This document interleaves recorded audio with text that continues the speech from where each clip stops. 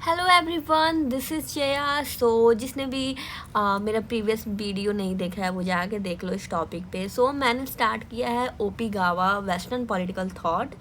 उसका मैं chapter 3 deal कर रही हूँ, डैट इज़ प्लूटो। तो इसका फर्स्ट पार्ट मैंने ऑलरेडी अपलोड कर दिया है, तो मेरे चैनल पे आप जाके गो थ्रू कर सकते हो। मैं इसका प्लेलिस्ट बना दूँगी। एंड पिछले वीडियो में हमने बेसिक प्लूटोज एंड पॉलिस के बारे में पढ़ा था, एंड सॉक्रेट्स के बारे में पढ़ा था, एंड उसके बाद हमने मतलब ग्रीक का डेमोक्रेसी क्या है उस टाइप का समथिंग हमने एक्सप्लेन किया था उस वीडियो में।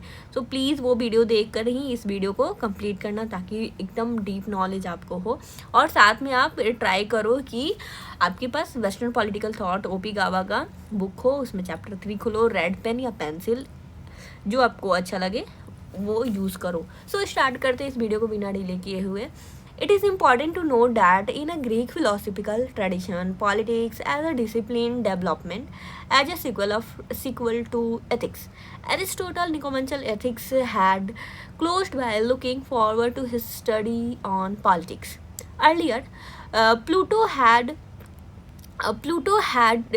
treated the problem of discovering on the nature of justice, obviously a problem of ethics, as the central problem of politics in his celebrated with the Republic.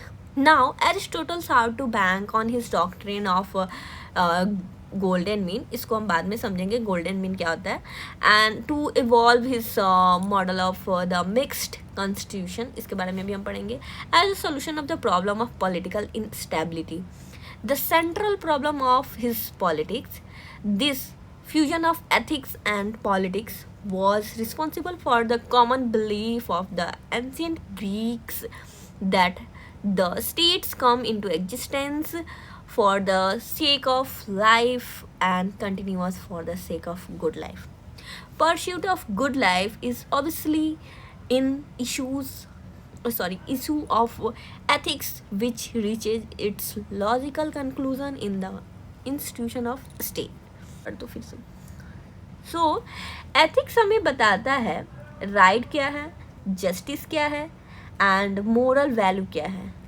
जब लोग ethical principal को मतलब follow करते हैं तभी अच्छी politics जो हमारी होती है वो डेवलप होती है। अभी मैंने पूरा एक्सप्लेन कर दिया था, बट वीडियो जो है वो मतलब रिकॉर्ड नहीं हुआ, आई डोंट नो व्हाई। मुझे दोबारा फिर से करना पड़ रहा है। Please do like and comment, and please comment करना तो इमोजीज़ करना, बिकॉज मुझे बहुत पसंद है इमोजीज़। एंड प्लीज़ बताना मैं जो पढ़ा रही हूँ तुम्हें समझ आ रहा है, या कोई भी क्वेश्चन हो तो कमेंट में करना। एंड मैं अपने पढ़ाने का स्टाइल चेंज करूँ या फिर क्या, या फिर सही है, प्लीज़ बताना मुझे। एंड उसके बाद हम देखेंगे मतलब जो लोग एथिकल प्रिंसिपल फॉलो करते हैं तभी मतलब अच्छी पॉलिटिक्स जो होती है वो डेवलप होती है। इसीलिए ग्रीक्स की जो पॉलिटिक्स है मोरल वैल्यू पे बेस्ड थी। उनका मानना था एथिक्स जो है फाउंडेशन ऑफ पॉलिटिक्स है। एरिस्टोटल ने अपनी बुक जो है उनकी, यहाँ पे इसको मैं इन्वर्टेड कॉमा में इसको यहाँ पे डाल देती हूँ, निकोमाचेन एथिक्स। एरिस्टोटल ने अपनी बुक निकोमाचेन एथिक्स, आई थिंक मैं प्रोनाउंस गलत कर रही हूँ बिकॉज आई थिंक पता नहीं क्यों यहाँ पे बहुत फंबल हो रहा है मुझे। तो एरिस्टोटल ने अपनी बुक में पॉलिटिक्स की मतलब नेचुरल पॉलिटिक्स की तारीफ मतलब नेचुरल पॉलिटिक्स के तरफ मूव किया है। ओके, यानी उनके हिसाब से पहले एक गुड इंडिविजुअल बनना ज़रूरी है, तभी एक गुड स्टेट बन सकता है। ठीक है, प्लूटो ने अपनी बुक द रिपब्लिक, इसको भी आप इन्वर्टेड कॉमा में रख लो, यहाँ पे दो बुक के बारे में हम लोग पढ़ लिया। ये हमारा हो जाए एरिस्टोटल का बुक है, ये हमारा प्लूटो का बुक है। ओके, हाँ, तो प्लूटो ने अपनी बुक द रिपब्लिक में खास तौर पर बोला कि जस्टिस पॉलिटिक्स का सबसे इम्पॉर्टेंट कॉन्सेप्ट है।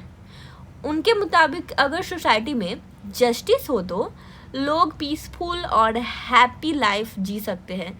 इस वजह से उनका पॉलिटिकल थॉट्स का मेन जो फोकस था वो जस्टिस था। ओके, और क्योंकि जस्टिस एथिक्स का भी एक इम्पॉर्टेंट प्रिंसिपल है, इसलिए प्लूटो ने भी एथिक्स और पॉलिटिक्स के बीच स्ट्रॉन्ग रिलेशन दिखाया।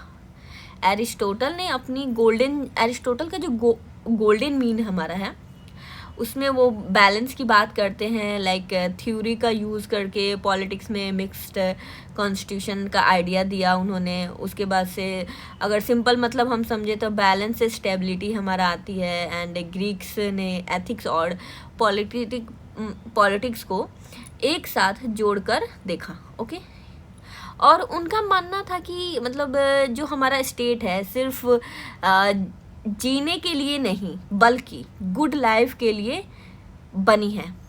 गुड लाइफ अचीव करना एथिक्स का सब्जेक्ट है, और जब ये इम्प्लीमेंट होता है तो स्टेट का ट्रू पर्पस फुलफिल होता है।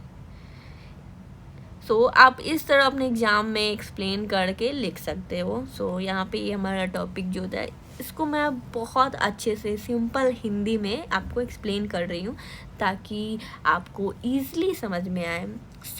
हम अब चलते हैं अपने नेक्स्ट पॉइंट पे।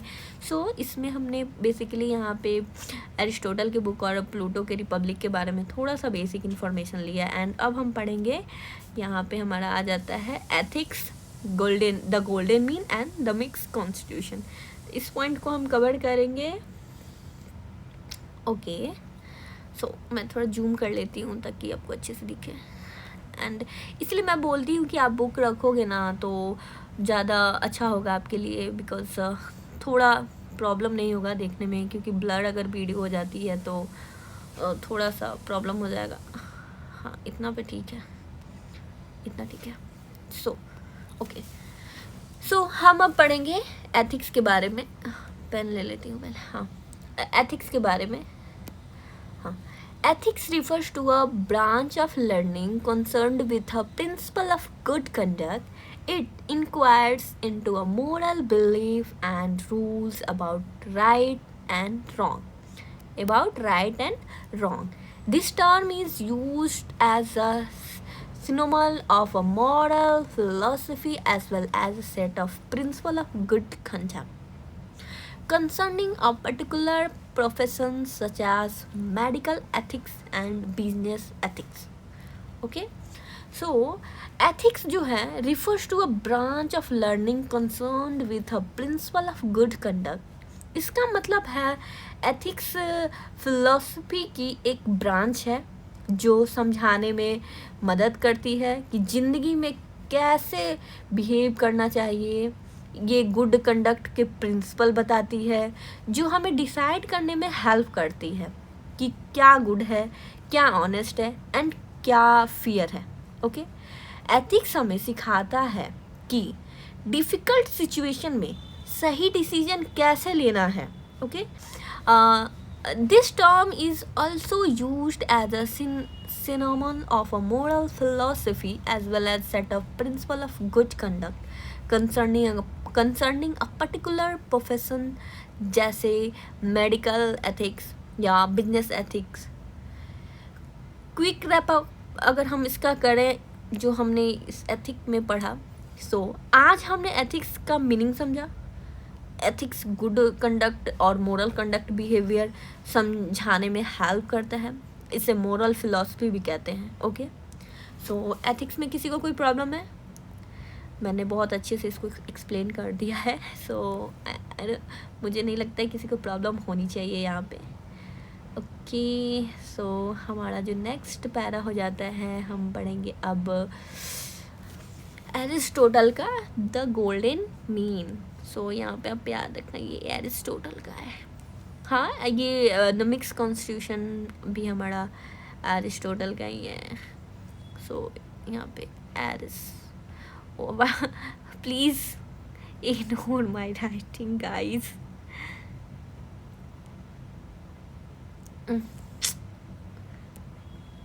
अब मैं पूरा लिख कर ही मानूंगी। ओके, कितना भी प्रॉब्लम हो। एरिस्टोटल। Okay, finally.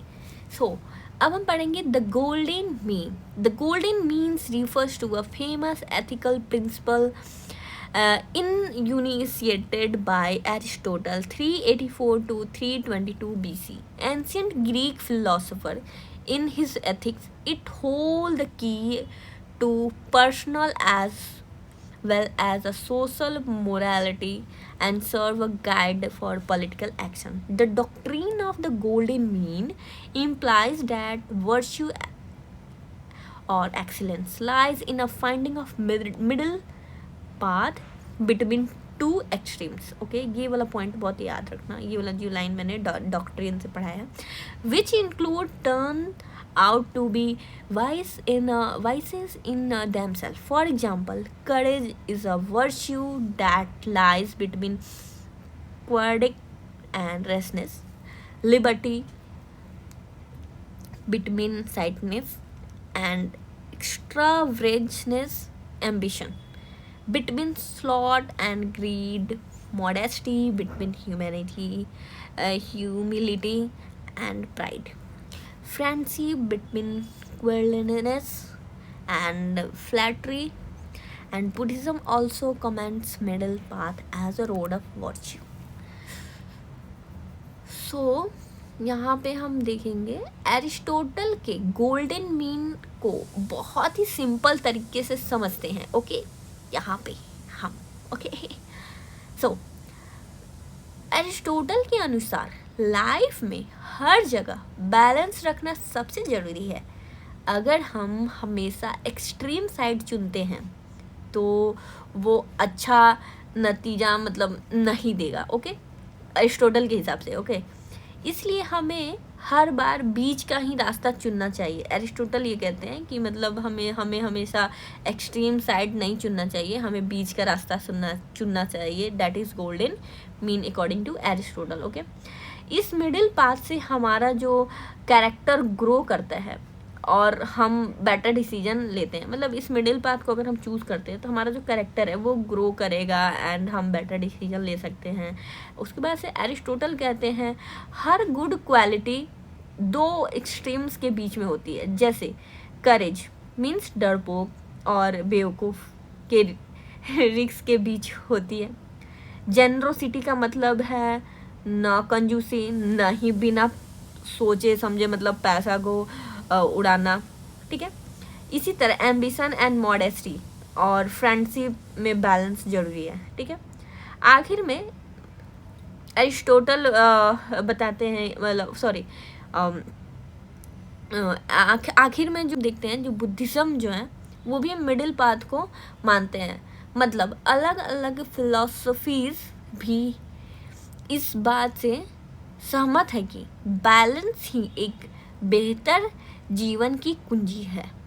यही गोल्डन मीन का कोर मैसेज है. सो गोल्डन मीन यहाँ पे आप समझ रहे हो बेसिकली एरिस्टोटल का ये गोल्डन मीन का कॉन्सेप्ट है. उन्होंने बोला कि हमें कभी भी एक्सट्रीम एंड को नहीं चुनना चाहिए, मिडिल पाथ या बैलेंस में किसी चीज़ को चूज़ करना चाहिए ताकि हम गुड डिसीजन ले पाएँ. लाइक फॉर एग्जांपल यहाँ से आप पढ़ सकते हो यहाँ से यहाँ तक. एंड बुद्धिज़्म जो होते हैं वो भी मिडिल पाथ को ही मानते हैं.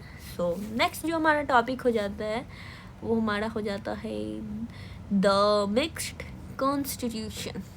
सो ये जो हमारा ये थोड़ा इम्पोर्टेंट हो जाता है. इसको मैं वन लाइन बाय लाइन आपको समझाऊंगी. ओके, और पहले तो मैंने पैराग्राफ पढ़ के आपको एक्सप्लेन कर दिया. सॉरी, थोड़े स्टार मैंने कुछ ज़्यादा ही बेकार बना दिया. सो किसी और कलर से मैं स्टार बनाती हूँ. किस कलर से बना दूँ? पिंक कलर नहीं है क्या इसमें? चलो येलो कलर से मैं कर देती हूँ. Yellow colour. हाँ, द मिक्स्ड कॉन्स्टिट्यूशन. ओके, इसको ऐसे ऐसे क्यों बन रहा है?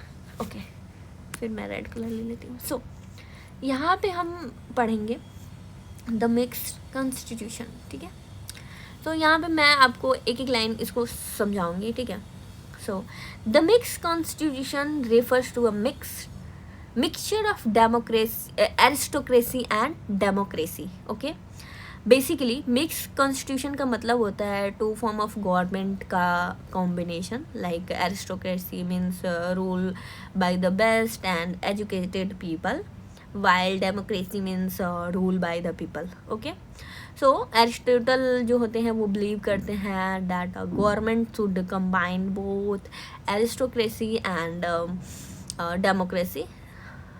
Okay, So next, prescribed by Aristotle as a remedy of the core the ills of a political instability. Sorry, यहाँ पे पहले अंडरलाइन कर लो, ये एरिस्टोक्रेसी एंड डेमोक्रेसी, इन दोनों का मिक्सचर बताता है Aristotle. So prescribed by Aristotle as a remedy to a cure the ills of political instability of his contemporary Greek city state. Aristotle जो होते हैं suggested this mixed constitution as a solution to a political problem in a Greek city state. Basically Greek city state में government बार बार बदलती थी, conflict होते थे और पॉलिटिकल इनस्टेबिलिटी थी. So according to Aristotle, mix constitution could bring stability. Okay, यहाँ तक समझ में आया? किसी को डाउट? यहाँ तक समझ में आ गया? Okay. So he observed that once of the prevailing form of government like monarchy, tyranny, aristocracy, oligarchy, polity and democracy proved to be stable. So Aristotle जो है notice that no existing form of government was completely stable. Basically ये सारे form of जो government है, जहाँ जिसको मैंने underline किया रेड कलर से, एरिस्टोटल कहते हैं कि मतलब ये जो फॉर्म ऑफ गवर्नमेंट है स्टेबल नहीं है according to Aristotle. So whenever it was monarchy, tyranny, aristocracy, oligarchy, polity and or democracy, even system had some weaknesses.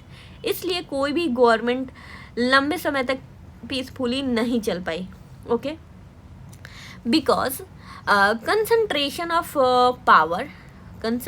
of power in his hand of any rules of ruling group gave rise to a discontent among those who were derived of power. So when all power remains in the hand of one rulers or one group and other peoples feel ignored. Okay, जिन लोगों के पास power नहीं होती वे unhappy, dissatisfied और angry होते हैं. This dissatisfaction can create conflict and political instability. So यहाँ तक explain कर दिया है. सो वीडियो बीच में कट गई थी, सो प्लीज़ कोऑपरेट अगर लाइन ब्रेक हो रही होगी तो. So and also corrupted the rulers because power and virtue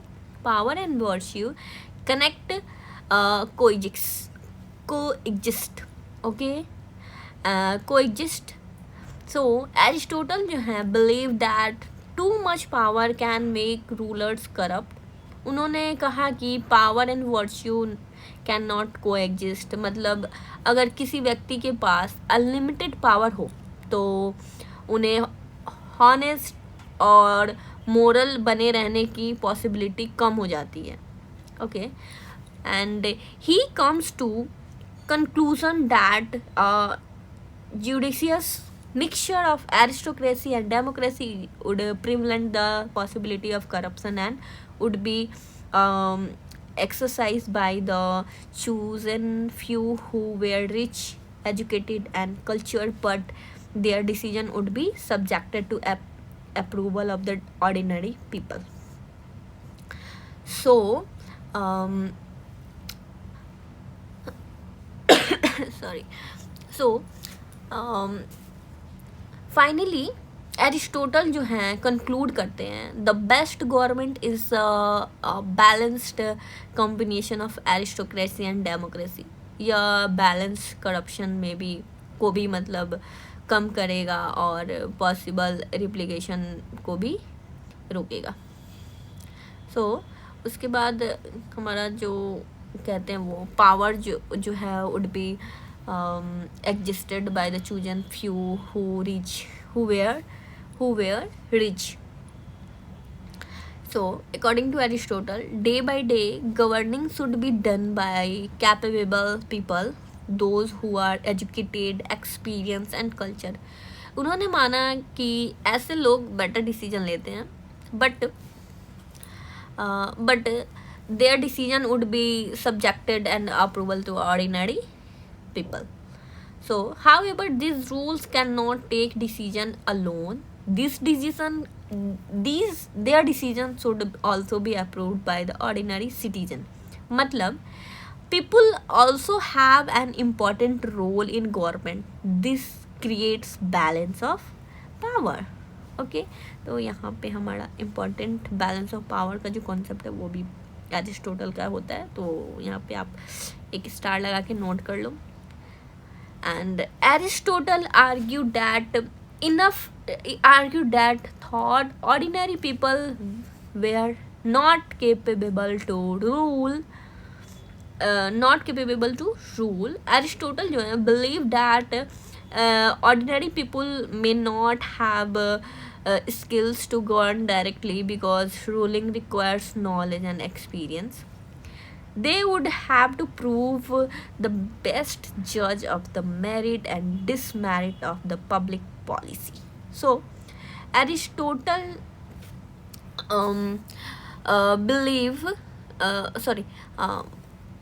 Aristotle कहते हैं ordinary people are the best जज ऑफ गवर्नमेंट पॉलिसीज. मतलब लोग यह अच्छी तरह बता सकते हैं कि गवर्नमेंट पॉलिसी उनके लिए बेनिफिशियल है या हार्मफुल है. So even if they don't rule directly, their opinion and approval are very important. So अगर मैं इसका रैपअप करूँ द मिक्स कॉन्स्टिट्यूशन के जो मैंने पढ़ाया अभी, जिसको मैं स्टार मार्क करवाई येलो कलर से, अगर मैं इसको अगर शॉर्ट समरी आपको समझाऊँ तो basically Aristotle mixed constitution miss Aristotle का जो मिक्स कॉन्स्टिट्यूशन का जो कॉन्सेप्ट है वो कंबाइन करते हैं एरिस्टोक्रेसी एंड डेमोक्रेसी. और Aristotle believe that no single form of government is perfect. Aristotle कहते हैं कि सिंगल फॉर्म ऑफ गवर्नमेंट जो है वो परफेक्ट नहीं है, because too much power leads to corruption and dissatisfaction. So the educated and capable people should govern. और Aristotle कहते हैं कि एजुकेटेड पीपल या कैपेबल जो पीपल हैं वही गवर्न कर सकते हैं, but ordinary citizen should have the power to approve and जज government decision. This decision helps to create a stable, fair and corruption-free government. So that's all for today, guys. And next जो हम पढ़ेंगे अपना, because video जो है हमारी बहुत लेंदी हो जा रही है, सो हम नेक्स्ट पढ़ेंगे ग्रीक थ्योरी ऑफ नॉलेज. तो हमारा नेक्स्ट ये रहेगा. So please do like subscribe my channel and please comment. And अगर कोई भी क्वेश्चन हो आपको तो प्लीज़ बताना मुझे, बिकॉज बुक मैं पढ़ा रही हूँ वो भी लाइन बाय लाइन, तो थोड़ा वीडियो लंबा हो जा रहा है. दैट्स वाई मैं थोड़े पॉइंट्स को एक्सप्लेन कर रही हूँ, बट मैं किसी भी पॉइंट को स्किप नहीं करूँगी. So please comment if you like my video, and thank you so much for watching. This is my favorite and I think मैं ये सारा वीडियो में बनाती हूँ. so this is cutie. okay, मैं कैट का फेस बना देती हूँ यहाँ पे. so thank you so much for watching, and next video के लिए आप मेरे चैनल को सब्सक्राइब कर लो, and please comment if you love my video. okay, so thank you so much for watching. and कितने बार थैंक यू मैं बोलूँगी, so please इसलिए मैं बोल रही हूँ बार बार, बिकॉज बहुत मेहनत लगती है वीडियो बनाने में, बहुत ज़्यादा, मतलब बहुत टाइम निकालना पड़ता है इसकी वजह से. सोचो ये आई थिंक मुझे लगता है ये 10 से 15 मिनट या 20 मिनट का वीडियो होगा, और मुझे ये टोटल 3 आवर लगा है इस वीडियो को कंपाइल करने में, एडिट करने में एंड पोस्ट वगैरह, और उसके बाद कंटेंट रेडी करना, पढ़ाना, that's everything. Okay, so thank you so much for watching, and please comment, do like, please like. अगर यहाँ तक आ गया हो तो लाइक तो कर दो, एंड सब्सक्राइब तो करना बिल्कुल नहीं भूलना. ओके.